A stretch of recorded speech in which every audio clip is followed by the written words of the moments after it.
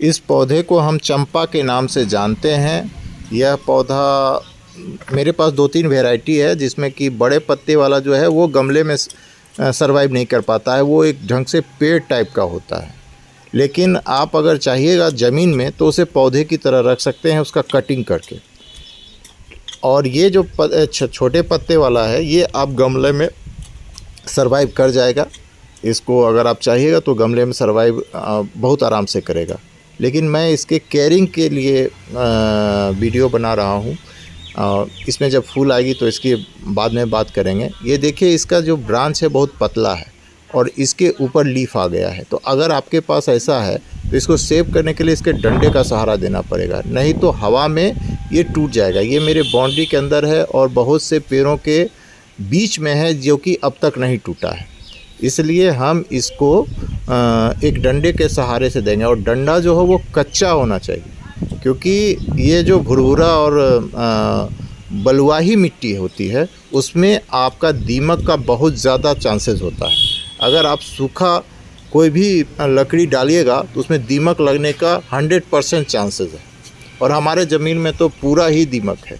इसलिए हम इसमें एक कच्चे डंडी का, जिसमें कि वो देखिए फंसने वाला बना हुआ है, देख रहे हैं वो 2 लगा हुआ है, उसके बीच में ऐसे करके फंस जाता है।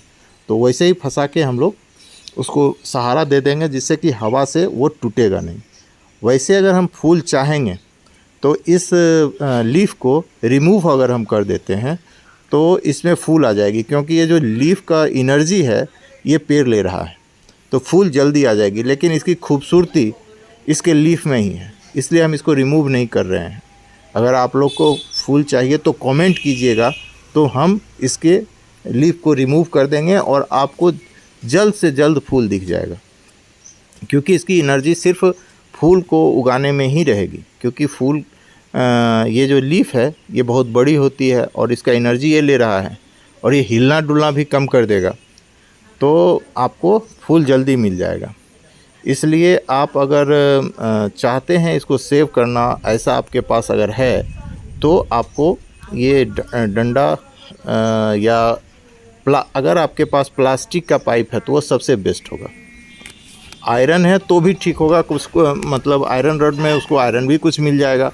नीचे का तो आपका सरिया जो है वो तो उसमें तो जंग लग ही जाएगी, लेकिन वो तो ख़तरनाक नहीं होगा। लेकिन अगर आप लकड़ी देते हैं तो या तो उसको प्लास्टिक से कवर कर दीजिए। ये देखिए फूल आने लगा है।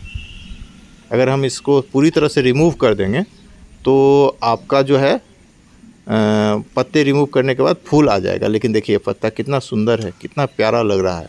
और इसके अगर हमने इसका पत्ता रिमूव कर दिया तो इसमें फूल जल्द आ जाएगा, लेकिन फूल उतना सुंदर नहीं दिखेगा, क्योंकि जो पत्ते के बीच से जो फूल निकलेगी वो ग्रीन ग्रीन पत्ते के बीच से जो वाइट और पिंक कलर की फूल आती है, इसमें छोटे छोटे फूल आते हैं, तो वो जितना खूबसूरत लगेगा वो बिना लीफ के बिल्कुल ही नहीं लगेगा। और जब ये पत्तों के साथ इसके जो फ्लावर आएंगे तो ये एक बुके के जैसा लगेगा।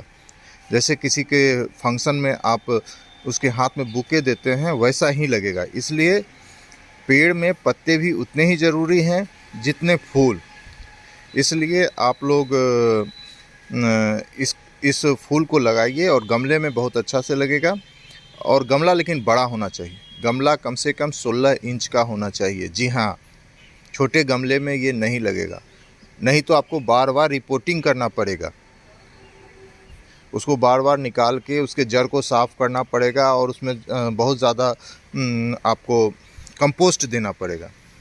इसलिए बड़ा गमला रहेगा तो वो ठीक रहेगा। लेकिन बड़े गमले में भी आपको साल में 2 बार रिपोर्टिंग करना पड़ेगा, एक बार जाड़े में और एक बार बरसात से पहले।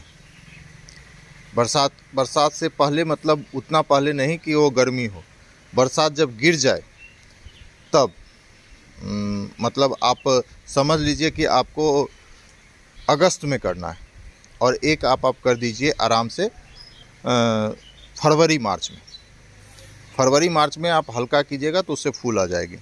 इसलिए अगर बहुत ज़्यादा लीफ हो, अगर इसका नीचे से पूरा लीफ होता तो हम थोड़ा सा ऊपर से इसको हटा सकते थे, लेकिन अभी हम इसे और नहीं हटाएंगे।